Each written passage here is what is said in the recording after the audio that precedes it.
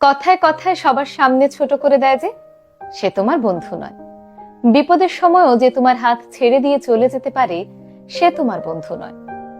বারবার অপমান করে করে মিষ্টি মিষ্টি কথা যে বলে এসে সে তোমার বন্ধু নয়। ভালোবাসলেও যে অবহেলা করতে পারে সে তোমার বন্ধু নয়। যে মানুষটি তোমার সাফল্য দেখার পর এসে তোমার সঙ্গে ভাব জমাতে আসে সে তোমার বন্ধু নয়। বন্ধু হওয়াটাকে এতটাই সহজ বলতো? সবাই বন্ধু হয় না, কেউ কেউ হয়। আসল বন্ধু তো সেই যে শুধু মনে রাখে না, মনের মধ্যে রাখে। আসল বন্ধু তো সেই যার মধ্যে দায়িত্ব, কর্তব্য এবং ভালোবাসা আছে। আসল বন্ধু তো সেই যে বিপদের সময় সবার আগে দৌড়ে আসে।